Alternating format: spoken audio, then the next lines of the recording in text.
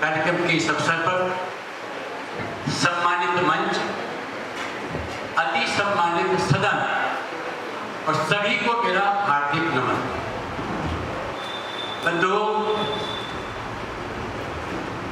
लगभग 2 बजे से शिक्षा पर चर्चा हो रही है। शिक्षा पर चर्चा समय समय पर राष्ट्रीय स्तर पर, प्रांत स्तर पर भी होती रहती है, लेकिन कई बार आज चर्चा के माध्यम से देखने में मिला, सुनने में मिला कि कुछ मुद्दे कई बार छूट जाते हैं।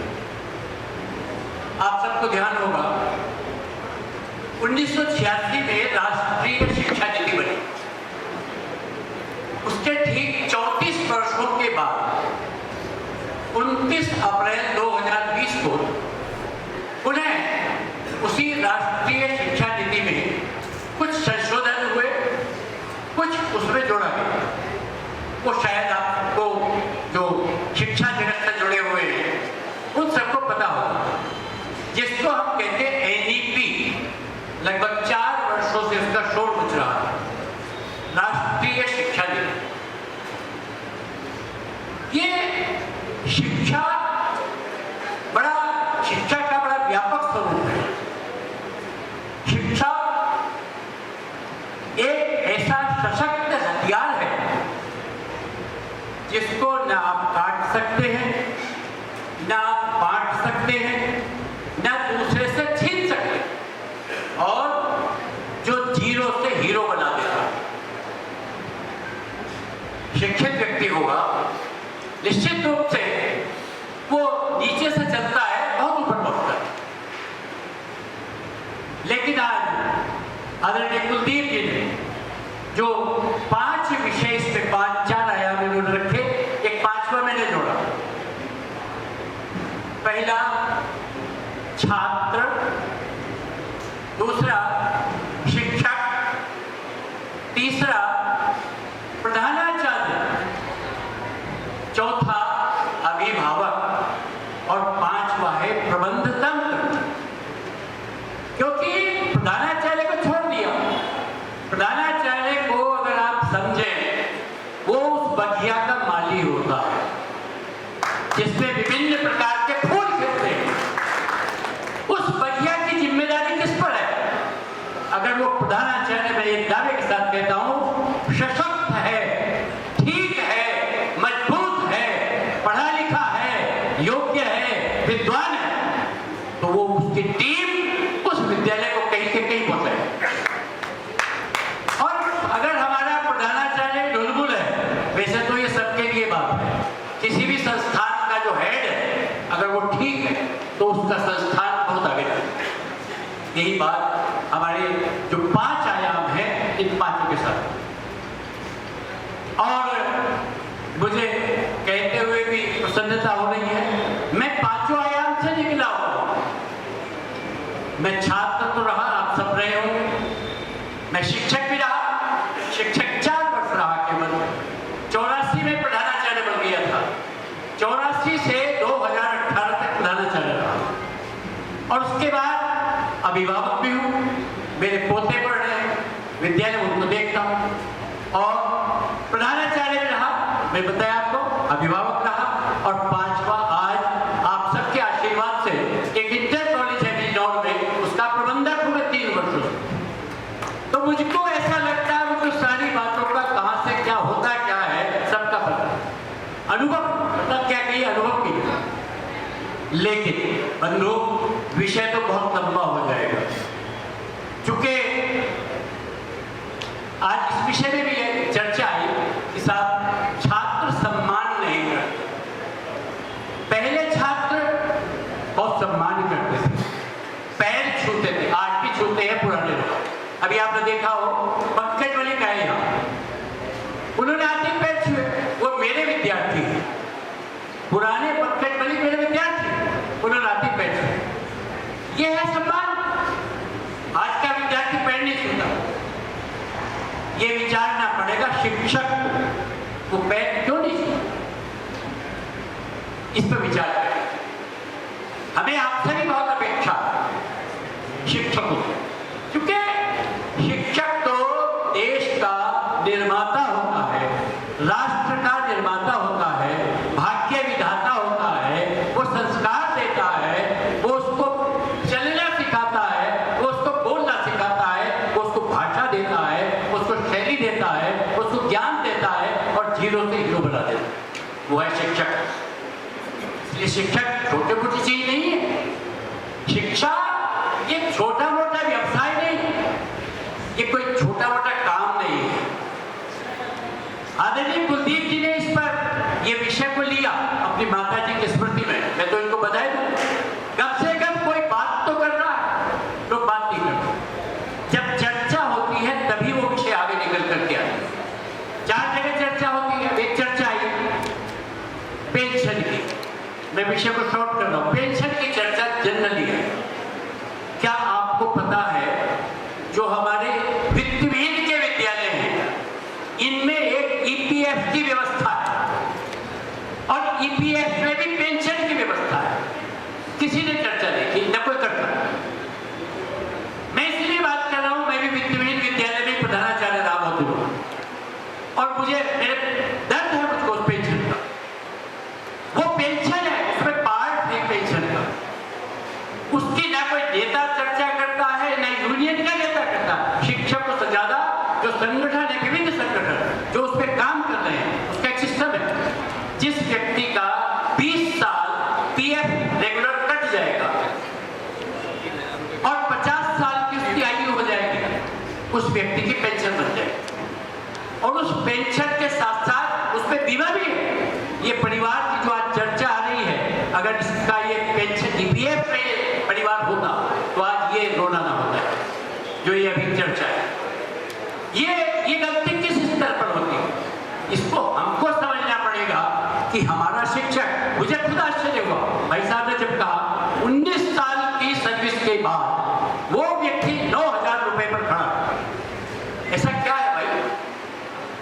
ये हम स्वयं विचार करें, हम क्या कर रहे हैं? क्यों नहीं देना चाहते हम पैसा? जिसको दूसरे शब्दों में कहते, फिर लोग कहते हैं उस शब्द को, आपको कड़वा लगेगा मुझको कि साहब शोषण होगा। अब शोषण नहीं तो क्या है? तो मैं प्रबंधक हूं, मैं वहां देखता हूं उस क्षेत्र में जब हम इंटरव्यू करते हैं 3,000, 4,000, 5,000 पर लड़कियां नौकरी करने को तैयार है, पढ़ी लिखी। अब ये हो क्या रहा? मैं तो कई बार ये सोचता हूं, हो क्या रहा? ये कहां जाएंगे लोग? वो कम से कम उनका दूसरा चांस छीन नहीं है जो आगे बढ़ने वाले हैं। जो हमारे भाई हैं जो बाहर जाते हैं, पढ़ रहे थे, तैयारी कर रहे हैं, उनको भी नहीं आने देते। इतनी बेरोजगारी आज शिक्षा की। मैं तो अपने सभी साथियों से, प्रधानाचार्यों से, अपने अध्यापकों से, अध्यापक का अध्यापक तो बेचारा काम कर रहा, प्रधानाचार्य से आग्रह करता हूँ कि कम से कम इतना वेतन जरूर दे उसको कि उसकी रोजी रोटी चल जाए, उसका परिवार। ये सभी के लिए वित्तविहीन विद्यालय अब चूंकि दिक्कत है, वो एक सत्य ने चर्चा की कि साहब प्राइमरी में तो पढ़ाने वाले को 50,000 रुपए के आसपास सैलरी मिलती, वित्तविहीन में कम मिलती, बहुत कम मिलती। उसकी मजबूरी भी है, ये भी मैं जानता हूँ। मजबूरी क्या है? उसका स्रोत है फीस। अब फीस ही नहीं आएगी तो वेतन कहां से देगा? इसलिए पहले तो हमको फीस कब आएगी? जब हम शिक्षा का स्तर सुधारेंगे। अभी जो नई शिक्षा नीति है इसकी पर चर्चा नहीं करना चाहता। इतने सारे बिंदु आए हैं, इतनी सारी चीजें आई हैं, अगर ठीक से आपने समझ ली तो आप दौड़े चले जाएंगे। कई बार हम उनकी चर्चा तो करते हैं कि साहब वो विद्यालय बहुत महंगा होगा, ये तो वास्तव में कुछ कवियां देखो हमारी भी है। जैसे शिक्षा को व्यापार बना लिया। कैसे? वो व्यापार नहीं, दूसरा व्यापार। डिग्री कॉलेजों में खास तौर पर हो रहा है क्या? दाखिला लो और स्कूल बताना। ये सुना आपने? एडमिशन ले लो और आप जाओ, आपको स्कूल आने की जरूरत नहीं है। यही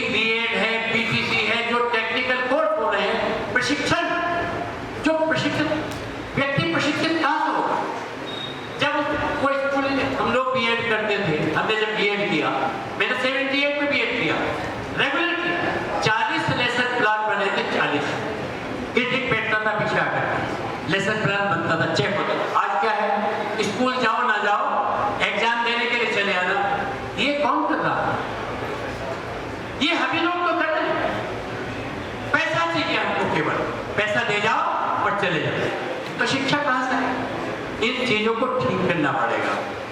बालक, अभी मोबाइल की चर्चा चल रही है, आपको ध्यान होगा बंधुओं, कोरोना काल का ध्यान आ रहा किसी को? कोरोना काल में बच्चों को जबरदस्ती मोबाइल दिलवाए गए, जबरदस्ती। क्यों? उनकी ऑनलाइन क्लास चली, इसलिए मोबाइल को लेना जरूरी लिया। लेकिन उसके माइनस और प्लस दोनों चीजें हैं। माइनस भी, माइनस बहुत बड़ा, प्लस समझदार के लिए, प्लस भी बहुत है। ऐसी चीजें मोबाइल में आज भरी पड़ी है, अगर मोबाइल का उपयोग किया जाए तो व्यक्ति बहुत आगे जा सकता है। और अगर दुरुपयोग में किया, होता क्या है, व्यक्ति का स्वभाव, व्यक्ति कोई भी हो गलत चीज को बहुत जल्दी ग्रहण करता, बहुत जल्दी ग्रहण, अच्छी चीज को उसको कहो नहीं। तो हालांकि ये मोबाइल मैं इसके पक्ष में नहीं बिल्कुल भी, मैं तो खुद जब प्रिंसिपल था 2018 से पहले डंडे मारता था, पकड़ लेता था, छीन लेता था, मोबाइल नहीं देता, अपने पिताजी को बुला करके और मोबाइल नहीं देता। लेकिन कोरोना काल में कुछ समस्याएं बनी, ये चाहे मोबाइल हो, मैं सबसे बड़ी बात आज जो पेंशन की उठी, पेंशन अच्छी बात है, पेंशन में भी सरकार की दोहरी नीति है, मैं पक्ष नहीं कर रहा सरकार। दोहरी नीति क्या? एक तो व्यक्ति वो जो की पेंशन जिनको मिल रही है, उनकी पेंशन पे टीए लगा, पता नहीं क्या क्या जुड़ करके फिर पड़ा। एक वो जिसकी आपने बंद कर दी। मैं ये कहता हूं, अगर सबको दे दो ना, उनको भी थोड़ा सा रेंज में ले आओ, और जो जिनको नहीं ले रहे आप उनको भी ले आओ। मैं कहता रोटी खाने लायक सबको दे दो। क्यों दे रहे हो 50,000 की पेंशन? ये जो बिना पेंशन वाले हमारे लोग हैं, इन्होंने कोई अपराध थोड़ी कर लिया, आप इनको भी दो। और उन्होंने कौन सा ऐसे पहाड़ तोड़ दिए कि उनको आप 1 लाख रुपया, वजह व्यक्ति को 1-1 लाख की पेंशन दे, कहाँ है आप? और वो भी व्यक्ति है जो बेचारा रोगा। तो मैं तो ये कहता हूँ, पेंशन का पक्षधर हूं, पेंशन मिलनी चाहिए। लेकिन ये जो दूसरी पेंशन बताई मैंने, ईपीएफ वाली, कुलदीप जी कहाँ गए भाई साहब? ये जो ईपीएफ वाली पेंशन है, संज्ञान में शायद आपके भी नहीं आई होगी, इसको संज्ञान में ले। और हमारे लोग ईपीएफ वाली पेंशन पे जिस तरह से दूसरी पेंशनों पर वृद्धि होती है, वो ईपीएफ वाली पेंशन पर भी वृद्धि होनी चाहिए, उस पर नहीं है। क्या गुड़ दिखा करके डला मारने वाली बात है? किसी की 1500 है, किसी की 2000 है, किसी की 3000 है, और जो 15 साल पहले बंद गई कोई चली गया, उस पर भी उसी प्रकार से उन लोगों को पेंशन मिलेगी, तो निश्चित रूप से वो, मैं समझता हूँ, सबका भला हो जाएगा। दूसरा, मेरा सभी सदन से आग्रह, चूंकि यहाँ सब शिक्षक साथी हैं, अपने अपने कर्तव्य को पहचानें, अपने अपने दायित्व